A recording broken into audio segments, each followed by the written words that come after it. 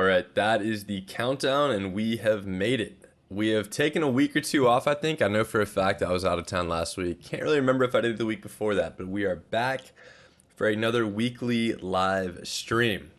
Spoiler alert, I'm out of town next weekend as well, so we're going to take at least one more week off after this, but hopefully this will be packed so full of good information that none of that will matter to you. But definitely a lot to talk about. Had some ups, had some downs, and what I really think over the past few weeks was one of our rougher stretches in the market in a while. And despite that, we took home a net profit. So anytime we could look backwards and say, hey, this was one of the worst stretches we've had, and it still resulted in our account ending higher than it started, that's a great place to be. Excuse me, had a wolf down dinner before this. But without further ado, let's just jump into the numbers. Let's talk about it. Let's recap last week. Let me move my camera down like an inch. There we go. A little more center frame. Perfect. I'm not like looking like I'm on my tippy toes or anything. But there you have it.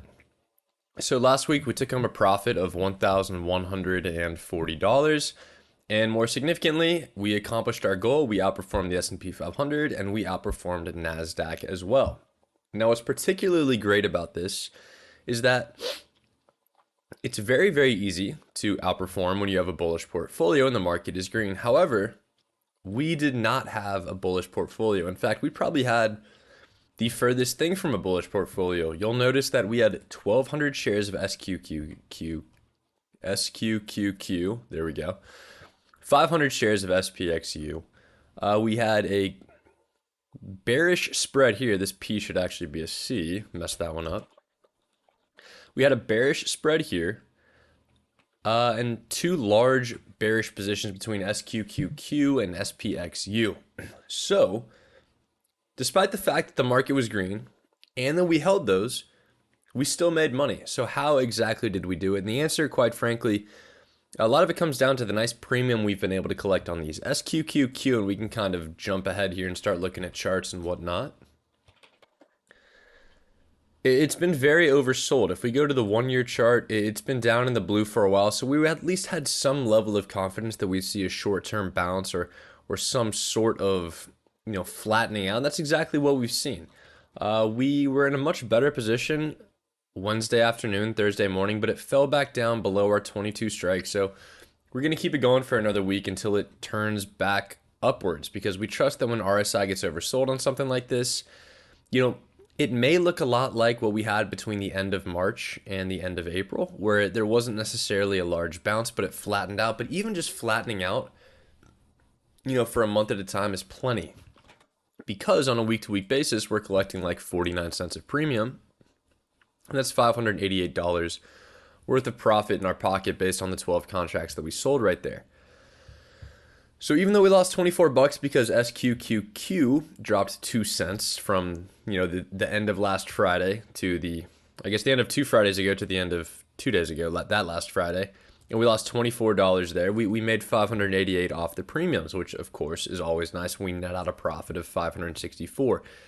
SPXU, kind of similar story. We lost a little bit of cash on the shares that we had right there because the S&P 500 was up a little under 0.5%. But the premium that we collected from the 12 strike calls was $100 for us, so we netted $25 of profit from that. So it goes to show you that even if, you're incorrect in the sense that, we were hoping the market goes down with these kind of positions, even if you're wrong and they're both green, if they're just green by a little bit, that's where our option selling strategy is so important. And the flexibility we get from that is saying, hey, technically we were 0 for 2 on these share-based, based on the direction we were trying to play these in. But thanks to the option premium we collected, we came out on top $589 total between those two positions.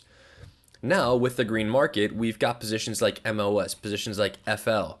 Target was a little bit of a loss, but something like Peloton, that's a little bit different of a trade. But we've got positions like MOS, a position like FL.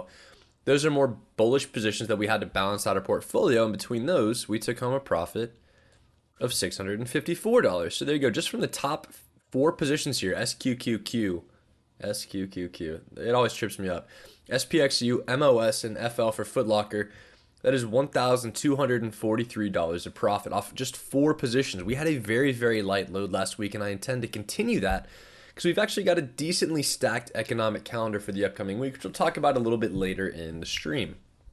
But with that said, that's a very nice profit off not a lot of stuff right there. And if we go to SQQQ, we're losing money on it right now. I think Google Finance is having some issues. Let's see if we refresh it and it works.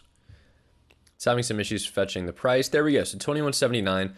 We're at the point where even though with these shares that we have, we've lost, $3,600-ish on those, our overall loss on the trade is only 13.63 at this point. And the great part about this, and I think to further this discussion, let's talk about what we've got set up for it next week. This past week, we sold call credit spreads instead of just calls. Normally, when you get shares, you want to cover those with calls. And then if the share price breaches the call price, your shares get called away and you're good to go. But what I think is interesting is an idea we used last week, and we're going to use it again this week, is the idea of using a call credit spread, because you get that first portion where you have the 22 strike calls that you've sold. Those are the short leg of the call credit spread. But then behind it is the 23.5 strike calls that you've purchased to create the spread. Now what it does is it puts you in a situation where you're still decreasing your break-even price because you've received a 39-cent credit overall, which is fantastic. But what it also does is if we get a big bounce back upwards like we've seen in the past when it gets a little bit oversold, we get a little bit of a bounce right here and we go back to 24.25 a share. What it's going to do is this gap between 24 and 25 a share and the 23.5 long call we bought, that's pure profit on the shares. Because what that does normally with that 22 short call, that would be a loss offset by the share gain. So there's only max profit at 22 or above. Excuse me. In this situation, we now technically have infinite upside on this trade. And the idea, since it's so oversold, and we rarely see it get this oversold, is if we see a little bit of a bounce during the week and it starts pushing 23, 24, what we do is we simply just sell the 23.5 strike call for profit. And if you look at the position right here, right, again, these things are made up of two pieces. We've got the 22 strike call, and then we've got the 23.5 strike call, which we bought for 22 cents.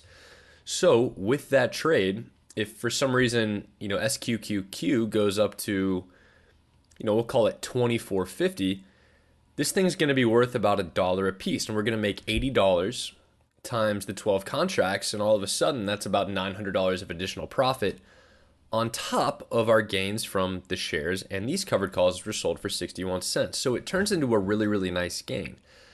And if we kind of update this formula a little bit so that let's think about this, needs to be the minimum of this number right here and 23.5. You'll see what I'm talking about, right? So we know that at 22, we get max profit, so to speak, on the trade, where we get max profit on the calls right here, where we make 468 and then 336 off of the shares. So if SQQQ finishes above 22 this week and we don't touch a single thing, that's going to be $804 of profit. And that's going to be the same case, and I'll kind of make a sum formula right here to make it easier to see what I'm talking about. So that's our profit right there with SQQQ. And that's going to be the same case up until 23.5. You'll notice that the addition for the gain in the shares is offset by the loss on the call spread. But what's great about this call spread is we know that since it's $1.50 width, right, the distance between the 22 and the 23.5, the most this can be worth is $1.50.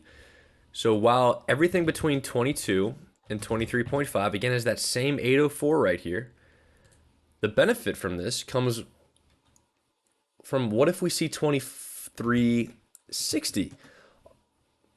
Never mind, I did this formula wrong. This needs to be the minimum. Excuse me, this should be 1.5. Boom. What if we see 23.60? All of a sudden, our profit's $9.24.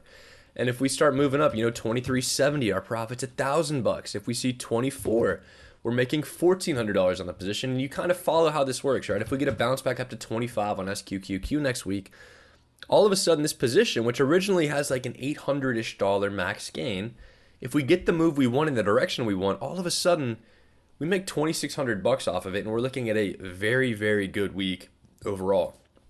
One that would shoot us comfortably back above the S&P 500 and get us in a really good spot. Now, is that something that's going to happen? Very, very likely not. But we want to put ourselves in a position where we could benefit from that kind of a move. Because I think one of the bigger not necessarily mistakes, but an area where we've left some money on the table is we follow these stocks down, and MOS is a good example here, right? We've got MOS, we've got the 1 year chart, it's oversold, and we start averaging in at 36, and then it drops down to 31.50, and we average in, we average in, we average in, and average in, and then all of a sudden you get a week that looks like last week, where it bounces from 31.7 up to 36.50, but we only had benefit up to 33.5, right? So we can only benefit back up to this level. By doing this, if we catch another bounce like this, because we don't know for a fact anything's going to happen in the market, but we like to think a lot of what we're doing is an educated guess. And based on the past, when you see RSI get down to the blue like this over here, you get these decent bounces. So if we get a similar bounce on SQQQ and back to like 25-ish right here, which isn't asking a ton, it's just filling the gap back up right there, we could put ourselves in a position where we take home a very, very good amount of profit and turn a very nice profit overall on the trade. And again, since we're still getting a credit here, this thing could go down. It could go down to like 21.4, and we're still making 84 bucks on the trade, right? So we go to the 5-day chart here. We say, hey, this thing could go down to like 21.4 down here during this week, and we could still make some money. But it could also bounce back up here, and we can make a lot more money. So we still get that idea of the cushion that we love with these option selling trades, where even if it goes against us a little bit, we're still making a little bit of cash. But now we've put ourselves in a position where there's a nice payout waiting for us. Anywhere above 23.50 is that line that we drew. And one other important thing to remember on this trade, this is the last I'll talk about this trade, is that it's not just, we get above 23.50 and we hope by Friday that it stays above 23.50.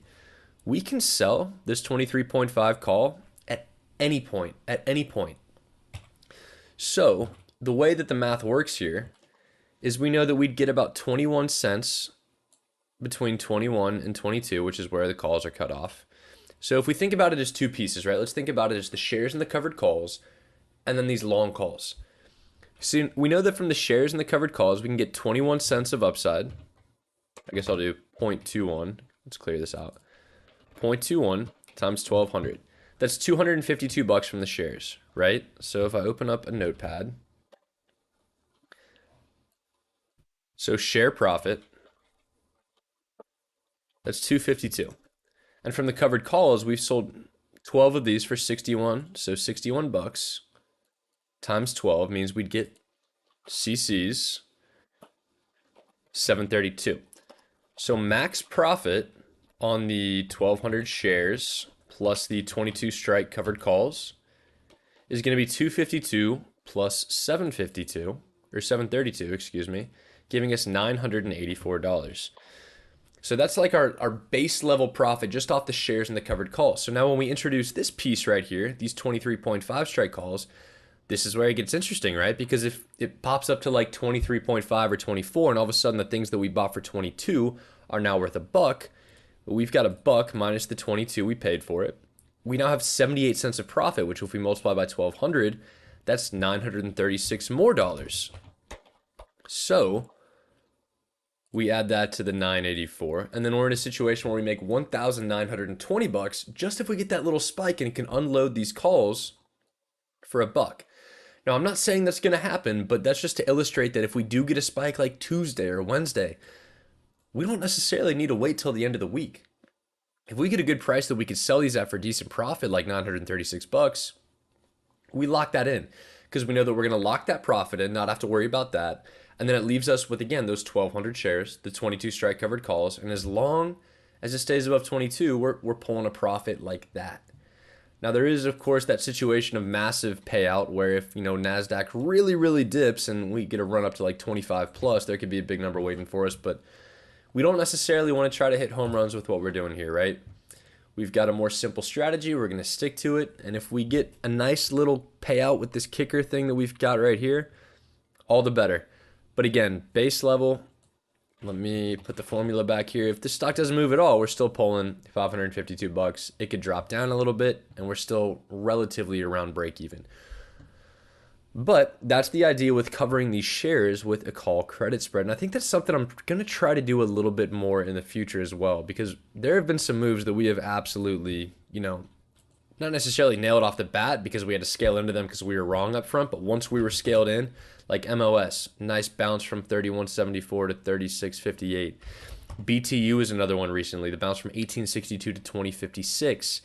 I think Bloom Energy is one that we kind of nailed as well. We're going to have to go a little longer term back here, but another larger rip where we didn't get as much of a benefit because we were selling options. But of course, the benefit of selling options is that we didn't really feel the pain on the way down as much as we necessarily could have. So a little bit of a trade, but maybe something to keep in the back of your mind as a way to position ourselves if we are trying to benefit off of a nice bounce like that. So that's kind of the extent of what I wanted to talk about last week. Foot Locker was great, right? Another one of those trades where we go to FL. We see that RSI on a 1-year basis when we zoom way out here got very, very blue. And again, we don't need it to rip back upwards to like 30 or fill the gap to 35 or 40 or something like that. All we need is for it to just flatten out. So even though we started Foot Locker a few weeks ago, I think we started the week of 5/21, and off the bat there we lost $30 off the bat. The week after, and again, we started with 26.5 strike. The week after, we just kept at it, 26 and 25. We were at a net profit of 48. And then this last week, we went 25.5 and made 195. So even though during the amount of time that we were in Foot Locker, it objectively dropped, right? I think it was around 26.50-ish when we entered and is now 25.84. Thanks to scaling in, rolling these positions, we made $243 on bullish positions on a stock that dropped on us. But again, just goes to show you that when you've got this oversold RSI, you've got decent premium identified on a stock, you don't need a big rip. You just need this kind of price action, and that's the kind of price action we see a lot when we get that kind of an RSI reading. So that was a good trade that reached a conclusion. Speaking of trades where we're averaging in because the stock drops and drops and drops, Target is another one where we lost a little bit of cash last week, but we've rolled it to next week. And I think last week is week 2 of this trade, right? A week ago, we started with the 137 strike puts, right? So if we go to the Target chart, we go to like the 20-ish day, you'll see what we're looking at. Right? Bigger picture, 1-year chart, RSI is sitting at 23.83. You'll see that right here when I move the mouse. So we're not necessarily confident, but comfortable, and maybe a little confident too, what the hell, that we're going to see it at least settle down a little bit or bounce back up for us. So what you'll see is this thing has just consistently been sliding, and we started this thing at like 137 right around this date. And again, important to note that this thing has dropped from 137 to 126.91, and we're still in the game. So again, ideal with these positions, we start with the half size position. For us, that's 1 contract. And then we would double down or scale up to a full size 2 contracts if the initial break even was breached. So when we initially started this trade, target 137 strike, $1.63, our break even was going to be 135.37. I think that's right. And then when we scaled in, you take $1.45 off that, so it got down to 133.92. Now, that 131 strike put expired for max profit. The 137 did not, but we were at a net loss of $116. We keep scrolling down. We rolled just 1 contract into the following week, and that was the 131 strike put. And we lost $77 on that, which again is okay. We're down 193 overall, but we're down 193 overall on a stock that we started here-ish, right? Has had this movement against us, and we're not even down a full $200 on it yet, and we're still in a half-sized position. So what do? We roll down and we roll out for a credit, meaning that we close this 131 strike put for 214. We roll the strike down from 131 to 129, and then we sell it for a credit, meaning that we closed for 214, and then we sold for a little bit higher than that, 216. Now, it's a 2-cent credit, whatever, but I think there's some decent significance in rolling down from 131 to 129. So as it currently stands with Target trading at 126.99, that 193 loss that we've had from the past 2 weeks is now a 178 loss, which you may say, okay, still a loss. What are we going to do about that? And the idea here is, we kind of just sit tight and wait, right? 178, especially over 2 or 3 weeks, is not even close to a very large loss, and things can always, always, always get worse. We've got the flexibility to double down on Target like we did a couple weeks ago where we added another strike. But I really want to wait at least individually until this one is at a loss, the 129 strike put. Because if we look at, this following week, we could very, very easily say, hey, something like a 125 strike put is offering a buck 40, and that alone would almost eliminate that loss. So that our break even price would sit kind of near 127, even though, again, we started at 137. And within the span of 10-ish days right here, we could have our break even price be a full $11 below the stock price when we started. And then we just kind of go from there. But again, target profitable company. Retail as a whole has been pretty beaten up recently. Just start small, work your way into the position, and then things should generally work themselves out. And if they don't, again, position sizing is very, very important. So if things continue to move against you in such a way that you can't manage, just make sure that that position size is not going to crush you, right? We're not going to win a month, a week, or a year with one trade, but it's very, very easy if you're not disciplined about your position sizing to erase the progress of a week, a month, or even a lot of a year. If you're in a little bit too deep on something that moves against you. Next trade I want to talk about is the next trade on the list. We'll talk about all these. So Tesla, we sold at 225.5 and 227.5 call credit spread. And this one was one of our few losers on the week. One of our two losers, honestly, with that and Target. But I think we did something very, very good here. And what we did was we closed it for a loss. So these call credit spreads and credit spreads in general are really, really tough as you're approaching expiry, because a lot of the time with our cash secured puts, we know that we could roll down, we can roll out, we could roll for a credit and just kind of keep the position going like we just showed with Target. With these credit spreads, that's not really an option. It's much more of a do or die type position. So with this 225, 227.5 strike call, what do you do? Do you manage? Do you take the top off of it, meaning close that 227.5 and take the 222.5 naked? For a stock like Tesla, I think that's a little bit too risky, and I think that opinion was vindicated when we pull up the Tesla chart here, and you'll see that it's at 244.40. So while it does suck objectively that we lost money on a trade that we opened, had we held on to that, sorry, my nose is incredibly itchy. You could probably see me in the corner continuing to go back to it. Hopefully that's the last time, but I significantly doubt that. But you can see that this would have been a max loss. This would have been worth 5. And we would have lost about $400 on this trade. So even though we lost 125, losing 125 when the alternative was waiting it out and losing 400, that's a $275 difference in your account. And while that isn't necessarily a gain, mitigation of a loss like that, keeping your losses small and avoiding that, not necessarily backbreaking, but significant difference, is how you're going to have some decent long-term success. And how did we make that decision? Probably the most important part about this. I believe it was Thursday morning. We had the 222.5 and 227.5 call. So we know that anywhere above 227.5 is going to be max loss for us, anywhere above this red line. So on Thursday morning, it opened up around here and we said, hey, these spreads are very, very tough on a do or die basis, because you could have something rip up against you and you hit max loss. You could have something rip down against you and you get a little gain. So it's not necessarily that the risk is asymmetrical, because you still have a little bit of a cushion, like we started this trade over here-ish. But with this trade, going back to the nose again, but with this trade, I didn't want to risk max loss, because if you wake up Friday morning and it's way up here, which is what happened, you're not going to be able to close out that spread for anything much different than max loss. And we always, always, always want to avoid at all costs max losses on spreads. So by doing that, I said, hey, we're going to lose $125. And in fact, we took another bullish Tesla position in the next week. So while we lost 125 trying to play Tesla back down, we're in a situation where we try to play Tesla back down from here. It's now all the way up here. And as long as it doesn't push up a little bit higher, we're going to make 220 back on it, and that'll be a net profit of 95, despite the fact that it moved like 10% plus against us. So that's a good place for us to be. So I'm happy with how we managed that. If you're in a situation, again, moral of the story here, if you're in a situation on Thursday and you're debating, hey, should I hold this overnight? What should I do?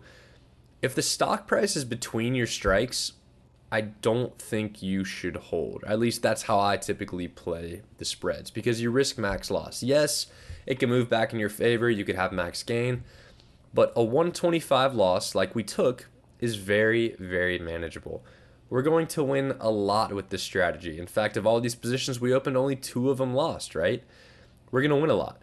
But the only way we're going to stop ourselves from long-term success is if the magnitude of our losses, right, the size of our losses outshadows that of the gains. And the great part here is the $77 loss, the $125 loss. We only had 2 gains individually that were smaller than those, which was our $25 gain on SPXU and our $120 gain on Peloton. So to round out the recap for last week, let's talk about that Peloton trade because I think that was a great one as well. We identified a few different opportunities. We're a little bit more active in it, and here's the big opportunity. And it's crazy because you'll see, hey, we sold a 9-strike put. We made some decent profit on it, but you'll notice by the end of the day, Peloton was trading at 832. So what did we do? So the first thing that happened is we saw a massive spike up in the stock, and accompanying that spike is a spike in implied volatility. So what does that tell us? That tells us that based off the strategies we like to deploy in the market, an IV reversion type trade is probably a great place to be. And you'll notice that played out a little bit, right? Because even as the stock fell back down, implied volatility was being sucked out of that stock. And in turn, premium was being sucked out. Now, what we did is we got in, we sold 9-strike puts for 27 cents. So we said, hey, I'm perfectly fine taking on a trade where our break-even price is 8 minus 0.27. So it's going to be 8.73. Yep, getting a little late, but I think 8.73 is right there. So 8.73 when the stock is, trading way up here. So we said, okay, you know what? I'm fine with that. And by the end of the day, that wouldn't have worked. However, shortly after we opened our trade, I believe within 30 to 60 minutes, we saw that this was trading at 7 cents. So we said, hey, a stock that runs up this quickly, and again, this is kind of going along with the whole theme that things can always get worse. A stock that runs up this quickly can always run back down that quickly. And in fact, it only took until 2 p.m. where a stock that was up 10 to 15% in the morning was actually lower than where it opened. So that happened very, very quickly. But thanks to the fact that we took profits right here, we're able to bag $120 of profit. And that's $120 of profit that would have turned into a loss had we continued to hold that position. So we got in, we got out. And in getting out, our other reward on the back end of this is not just that we made $120, but now since we were selling 9-strike puts for last Friday, we could go back in on Peloton selling 8-strike puts, a little tongue twister for whatever reason, for next Friday. And again, that 27-cent credit, that's exactly what we just got for the 9-strike. So we were okay with setting up a position with an 873 break-even price. Now we've got a position with a 773 break-even price, which I think is fantastic. So instead of being up here, we're now all the way down here at 773. In the scheme of things, if we go look at the 20-day chart, yes, the stock has absolutely been lower than this. If we remove this drawing, oops, don't want to duplicate it. I want to remove it. Bear with me. So we've got this position, which you'll say, HT, this is above. If we look at the 1-month chart, it'd kind of been hanging out in the 7-ish range, but this is why we start smaller and scale into these positions, right? Because if we have a half-size position at 773 break-even and it goes down to 773, presumably we'll be able to then scale into a full-size position by selling a 7.5 or 7-strike put, which will then bring our break-even price back down here-ish, for purposes of this illustration. And you'll notice that, okay, now we've got ourselves back to a price level that it traded at a little bit more recently. So that's the idea. Your first trade doesn't necessarily need to get all the way back down there, but so long as you're comfortable that part 2 of that trade, when you scale into a full-size position, gets you down into a good neighborhood, which I think is low 7s on Peloton, you're going to be solid. And I think my camera in the bottom left is blurry. Come on, focus. Whatever, this may be a blurry stream for the next few minutes. Hopefully it'll figure it out. Focus. Trying again. I give up. All right, keeping the line moving here. Let's go into next week. So for next week, we've talked about SQQQ. We've talked about SPXU, very similar trades, playing off the idea that if you look at QQQ, the tech ETF, it is just massively overbought right now. And what do we know when we look at things on a 1-year basis? It's a little bit below 70. However, starting to run into a little bit of resistance. And anytime we see it get above 70, which hasn't happened much in the last year, in fact, it was really only one time, that was back in February before it spent the better part of a month and a half sliding back down. So again, we see it peak up here. This is August of last year, and it didn't even get to 70. It's at a very similar RSI reading to what we have right now, but it slid from 333 to 254, a massive slide when it got back up there. So again, this isn't to say that QQQ isn't just going to go up indefinitely, because in the long run, we are of the opinion that the market's going to go up. But in the short term, when you start to see runs like this, when you start to see RSI readings like this, that's when it's maybe time to take the foot off the gas a little bit, start layering in some bearish positions in your portfolio, make yourself a little more balanced so you could have some flexibility and even benefit a little bit if the market goes down. Because if you've got these weeks, right, and we had marginal outperformance last week, and we kind of burned ourselves a little bit by getting too bearish a couple weeks ago and had like 2-ish% underperformance. But those are going to look like nothing if you have a week where the market drops 3, 4, 5%, because those weeks happen, they exist, and we have certainly not seen the end of it. But if you put yourself in a position where you've made money in like a 3, 4, 5% drop in the market, you are going to be crushing it. And that is kind of where we have ourselves set up right now. In fact, if the market goes down too much, like, we're going to make a lot because of this SQQQ position we talked about. But moving further down the list, we added some other things. We sold 5 BLNK 6-strike puts. So what's happening here? This thing's falling a little bit because I think there was news about Tesla working with some of their charging ports with GM. Some of these other charging companies took a little bit of a hit. But look, bigger picture, 1-year basis, RSI is at 31.79. This is a 1-year low on this stock. We go back to the 3-year chart. Can it get lower than this? Absolutely. But if you go back here, kind of like September-ish of 2020, there's a little bit of a base forming, not forming, but previously formed at like 6-ish, right around here. So I'm okay to start this out. And again, half-size position. We sold it for 31 cents, so our break-even price is $5.69. You go look at that on a 10-day chart, $5.69 all the way down here.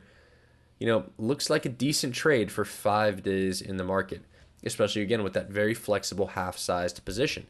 So we're happy with that. Target, this is a continuation of the one we previously had. If Target rebounds, we're going to look at a nice $216 profit on that one if it gets above 129 by next Friday.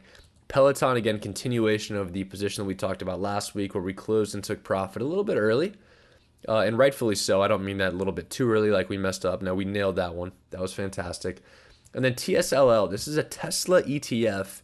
And I like this a little bit better because of the smaller size, right? Tesla, the stock is like $244. So if you sell a call credit spread on that, and then you uncover that, you have like a $24,000 short position on Tesla. This gives you the same exposure, but at a lower price point, right? So if you have one of these and you uncover at 16, instead of having a $24,000 short position, you now have a $1,600 short position. So I think much more manageable from that perspective, scaling in on the bear side on Tesla. Question from Mr. Prod on YouTube. Appreciate you watching. Appreciate you checking in the chat. What is our view for ES this week? And this really does kind of further the discussion we had about QQQ, where look, QQQ, 1-year basis, this thing is just massively overbought. It's been overbought for the better part of a month. And again, sometimes the market can stay irrational longer than you could stay solvent. So it's best not to just, hammer half your position into bearish positions, half your portfolio into bearish positions, my bad, but rather kind of work your way up into them. And one of these days, this camera is going to focus. Come on. Work. What if I go full screen quick? Nope, still blurry. All right, that's bothering me, but hopefully it doesn't bother you guys as much. But the idea here is, QQQ, S&P 500, which is what ES is based off of, very similar ideas, right? So if we go to SPY, the S&P 500 ETF, what you're going to see, similarly high RSI. And again, this is one that really only one time, and it was last August again, got above 70 RSI. We typically see it start to make, not necessarily reversals, but start to chop or maybe fall back down a little bit, kind of take a little bit of a breather, so to speak, around this mid to high 60s level on RSI, right? Last time it happened over here, again, beginning of February, where it slid off. Pretty similar trends to QQQ because a lot of those larger indices trade kind of hand in hand. So my position is that it's not going to be great in the short term for the overall markets. I think they have to take a little bit of a breather, but when they do, and this gets back down to, under 60, perfectly happy to get back in on the bull side. Just times when things get overbought like this, right? And if you draw a line at like 60 here, which I'm just now realizing you can do on these, extend that to the left, it's okay to take the foot off the gas above 60 on RSI because look at how many times it happens over the last year. We've got one, two, three, four, 5 times over the last year. So maybe once every 2 months, you're saying, hey, things are running a little bit too hot. And look, it happened once here, and within a month it was lower. It happened twice here, within a month it was lower. The third time happened right here, again, within a month it was lower. And the fourth time it happened here, and it got higher within a month, but it did chop and, at least in the short term, kind of dip a little bit. So that's just the move we're looking for, that dip that we could benefit from and then scale back in on the bear side. Or, yeah, the bull side. Let me unplug this camera for 2 seconds. This is going to work. I guarantee it. Hopefully I didn't just completely cut out my... Is it working? Okay. Well, now the camera may be completely frozen. Maybe that didn't work. Okay, whatever. That was a very poor idea from myself there. Let me make sure it's plugged in. Whatever. We're gonna keep it rolling without me in the bottom left. That was maybe the worst decision I could have made. So let me hide the webcam, hide the border, and we'll keep it moving. No face for right now. Sorry about that. But we're kind of to the back end of what we've got for next week. We've got two other short positions that we're opening with XLY and RCO. And by short, I mean bearish. XLY is an S&P 500 ETF. If we pull that chart up, XLY, it's consumer discretionary. And why are we playing this down? The answer is that it's at 72.42. This just furthers that discussion of, RSI in the market. And one question you may have about this, natural question I think to have, is why am I using a naked call to play this thing back down? And the answer is that this is so much different than something like a Tesla, where I would never use a naked call to play this kind of a ramp back down. But with XLY, we're comfortable that this is an S&P 500 ETF, so we're not going to see some sort of crazy short squeeze type action on here, right? It can definitely continue to run up, but again, that's why we kind of start with a little bit smaller of a position. We start with just one. We'll double into two if we need to, but right now we're at 164.15 for our break-even price, right? And that looks like this right here on a 1 week basis. So I think that is a pretty decent place for us to start off. And if we have to double down, get to like 165, 166, perfectly fine. We could very easily work our way back up to this 1 year high. But that's why we're using a naked call there. And then RCO, which a couple weeks ago, we were playing RCL. I'm trying to figure this out live. Here it is. We were playing this thing down from 78. And we did lose a little bit of money on it. I think we lost 180 bucks. After losing 63 the week before. I think we just took the L on that one. But we were trying to play it back down, point being from 80 bucks a share. But if we look at RCL now, it's all of a sudden up at 91.22. And again, similarly, what we see on the RSI, it's at 79.20, which is just a massive, massive number. Very, very large RSI number right here, about as high as it's been. So what do? We step in front of it with the bearish position right here, this 93.95 strike call spread, meaning anywhere below 93 we hit max profit, anywhere below 93.52 we make money. So on a 5-day basis, again, max profit anywhere below here, that looks pretty good to me. Profit period at 93.50, which is all the way up here, that looks good to me as well. So we hang tight with that. We hope that RSI does its job, and then we let the rest play out. And then the last two positions we have down here are going to be NVIDIA and Dish. Now, we opened these a while ago, so for transparency, these are just on here for tracking purposes, right? NVIDIA got insanely overbought. If it finishes below 420, let me refresh this so the numbers come back. And Google Sheets has let me down. But point being here is if our NVIDIA finishes below 420, we're going to make 700-ish bucks on that trade. And if Dish finishes above 5, which it should very easily, that's 340 right there. So a couple longer term trades where they were relatively lower maintenance. I mean, they were insanely low maintenance in the sense that we opened them and then we didn't have to touch them at all. And that's $1,000 of profit that we just kind of had going on the back burner in the last couple of weeks. So that's going to pad our profits a little bit for this week.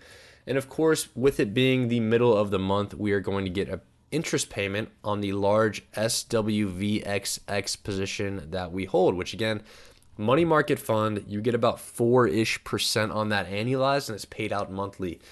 So the great part about this when we're selling options is that we're not actually spending money to sell options, right? If you think about it in a literal sense, what's happening is we're selling to someone a contract and they're giving us money.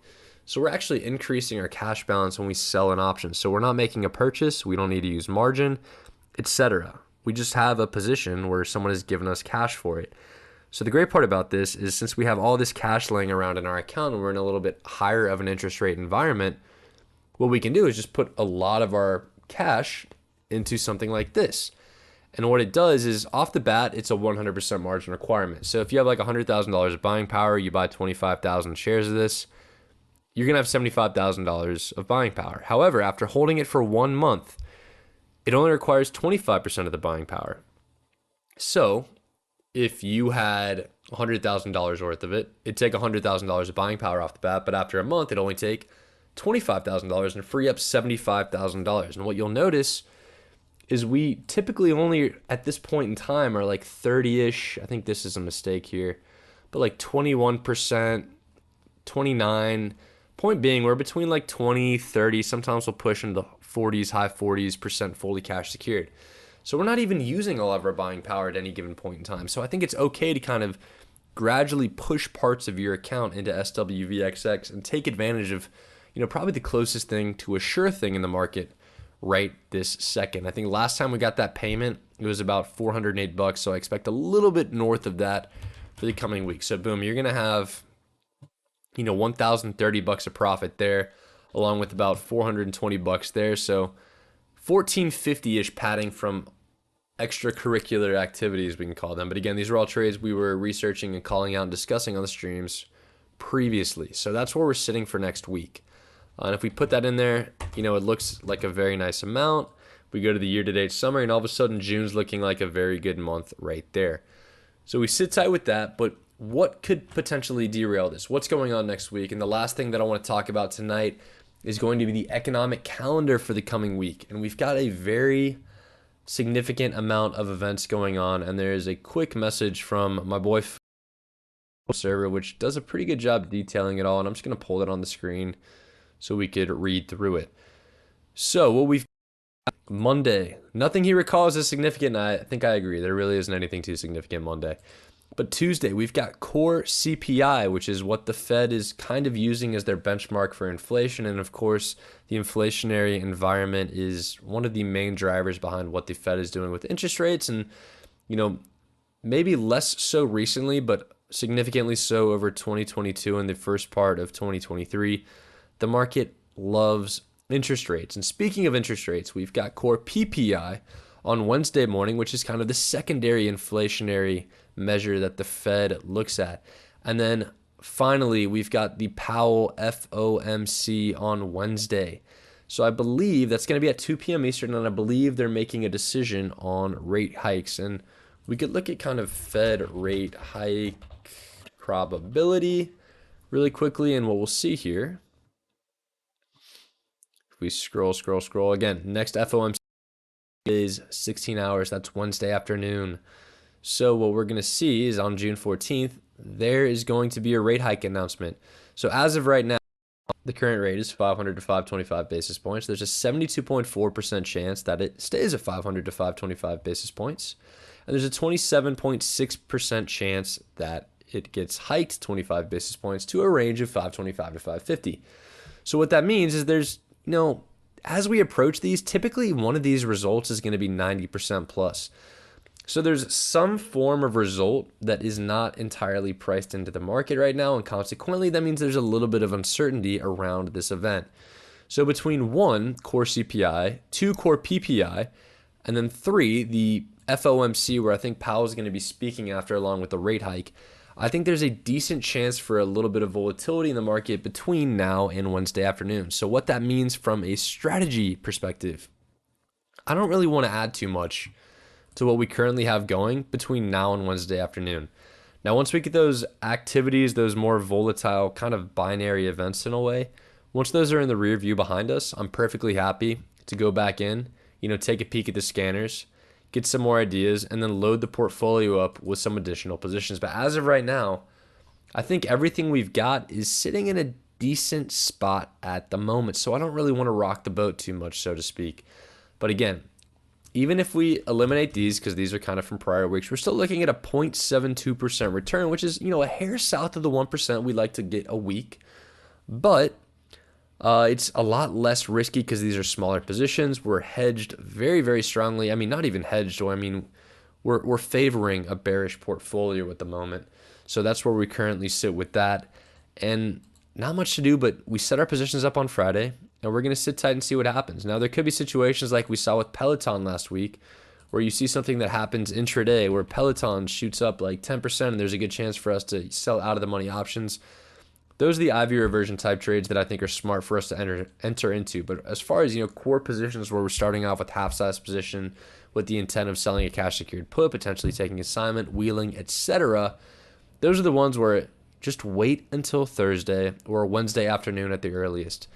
The market's always going to be around, and I so much rather would miss out on a good trade that we could have gotten into on a Monday or a Tuesday than be stuck in something bad where we have this discussion right now on Sunday night, kind of half-heartedly enter into something on Monday or Tuesday, and then that position just gets completely screwed by Wednesday and say, oh no, we went away from our game plan and we're paying the price.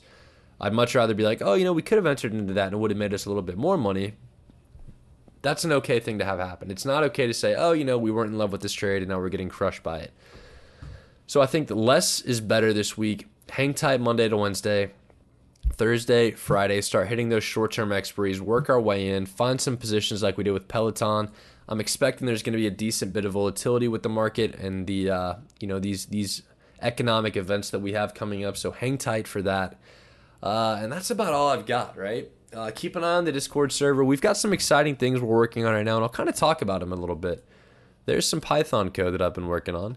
But for example, what happens if we run that code? You may have noticed if you're following the Discord server, you go into the earnings trades. Every week we try to post these calendars that say, hey, this is what's going on with upcoming earnings for the week. But really, we're kind of out of earnings season, so not a ton going on right now. But you'll notice these charts that I posted down below, where we put a ticker in, it gives us this chart, and it plots the expected move for us. So it's a really good way to visualize some of these earnings potential moves. And beyond just the earnings potential moves, it's also a great way to visualize other potential moves. So for example, when we run the code for something like AMD for the week, and I'm doing this on my second screen, it's going to pop up in the browser because that's what it prints the result to. I click run on the code. It's pulling in AMD as we speak, which again is happening off screen, so not as exciting. But in a second, you're going to see another tab pop up here, and it's going to plot the AMD chart over the last 6 months with labels and show the expected move on that chart. So this is where live streams are very fun because I'm just patiently waiting on this to work. And there we go. So there you go. You got the AMD expected move of 9.65%-ish for the coming week, which is kind of insane, right? You might look at that and be like, is it really 9.65%? And if you look at these AMD options,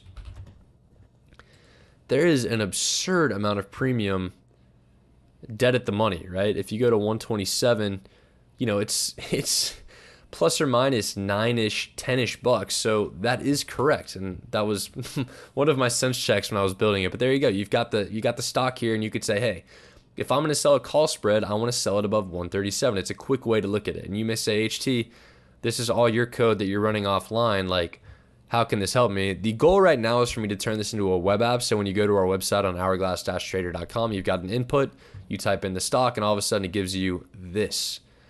So there you go. To answer the faux live question, we cannot pull previous moves.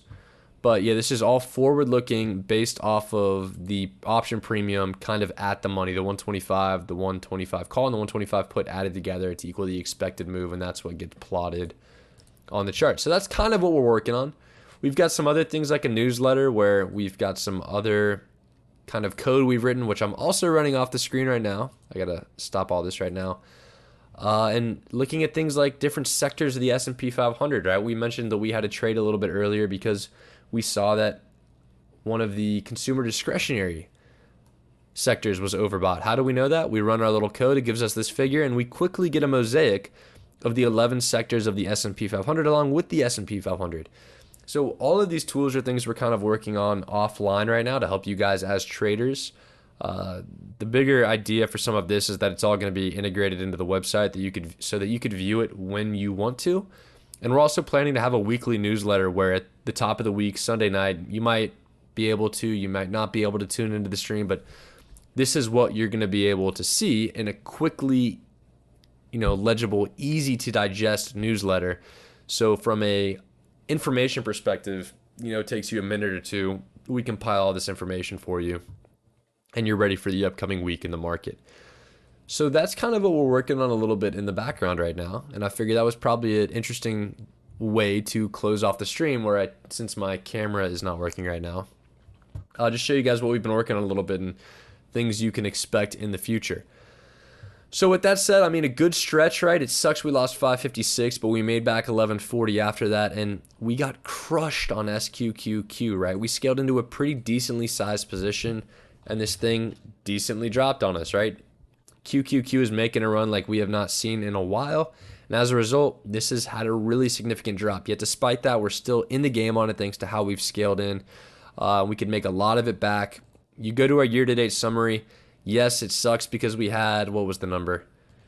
We had 11 winning weeks in a row, and that one SQQQ dip, aka the market run, derailed us a little bit. But again, so long as we can control the magnitude and keep the losing weeks smaller, we're going to do very, very well in the long run, right? This little hiccup that we see right here is nothing compared to when we dropped like 3.7K back at the beginning of March.